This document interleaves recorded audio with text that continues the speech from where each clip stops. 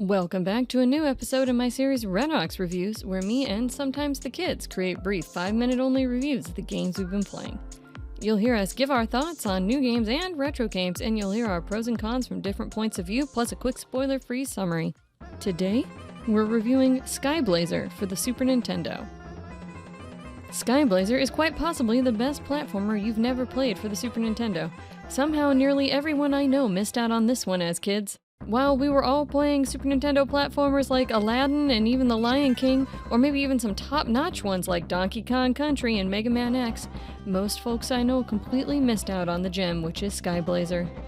Published by Sony ImageSoft in 1994, the hero Sky, hence the name, is going on a quest to rescue a princess or sorceress or something like that, and is guided by the typical old man character who gives you sage advice and functions as the password source to save your progress, as well as provide recaps and tips to let you know what the next objective is in the game.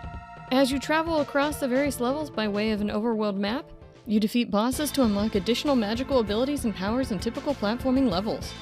However, in addition to typical platforming, there are flying levels using Mode 7 graphics, as well as well-designed side and vertical auto-scrolling levels, as well as flying bonus-type stages. Even some of the bosses use Mode 7 graphical design, which is pretty neat. The real beauty of this game to me, however, is how varied it is throughout. Each stage has unique design elements and settings with approachable enemies, jumping, wall-cleaning mechanics, and puzzles. No level feels static or repetitive to the player, and each stage is unique in and of itself. You'll need to learn to master the various new magic attacks you unlock to complete the stages, as well as hone in your skills of wall clinging and jumping and platforming and so on. The game seems fair, and there aren't any of those cheaper, petty things which drive me nuts in most Super Nintendo platformers of this era. While each level design is unique, it's also difficult enough to be satisfying when you finish each stage. Some of the level mechanics are just tricky enough and require some repetition to get the hang of. Each boss level has a unique way to defeat them, whether it's targeting an enemy's weak spot or using a combination of magic and standard attacks, or navigating a Mode 7 level stage. It keeps it fresh and interesting for the player. The music is also very unique for a game of this era. Heavily inspired by Indian instruments such as the sitar, there are musical ideas and modes that break with typical conventions for other Super Nintendo games of the time. Many of the game design features and elements are inspired from traditional Indian culture as well.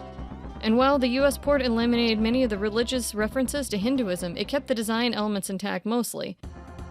Probably my favorite musical track of the game is called The Cliffs of Peril, and you hear it play near the end of the game. It strikes me as having distinctive James Bond music influences. Take a listen here for yourself. I found almost no fan-created sheet music or remixes of these tracks either, which is rather unfortunate considering the source material is so exceptional. The other game mechanic that strikes me as so simple and yet brilliant is this. Sky, the main character, has knees. How many platformers have we all played from this era where the characters couldn't duck and they couldn't crouch? It was ridiculous. But in this game, not only can you bend to your knees, but you can walk while crouching, which was infinitely exciting to me. Forget flying around the screen, just give me a character who can bend their knees and walk, man, that's the best thing. Finally, the game itself is pretty well balanced in sprite design and speed mechanics. Overall, the bosses do not overspeed or overpower your player as you learn how to fight them. The player sprites isn't overly large or sluggish like so many Super Nintendo platformers of this era. And by using a blend of long-range and short-range attacks, you can find a multitude of ways to defeat enemies. One challenge of this game is the melee-style hand-to-hand combat for Sky's standard attack. Judging the distance between Sky and the enemy that you're attacking can be a bit tricky and take some practice. I was fairly constantly bumping noses with enemies, especially bosses, as I made my way through the various stages. The biggest drawback to playing this game right now is that currently it's very expensive to own. Around $125 to $150 to purchase the cart, and it's not available on the Super Nintendo Mini or the Switch Online Super Nintendo service.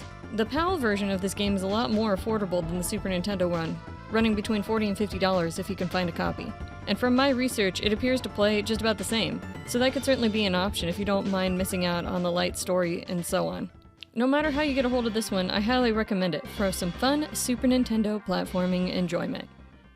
Thank you again for watching RedAux Reviews. I'm looking forward to continuing this series with more reviews. If you have a suggestion for a game you'd like me or the kids to review, please post it in the comments section. Check out our live stream on Twitch for family-friendly gaming content, both modern and retro, and thank you for stopping by.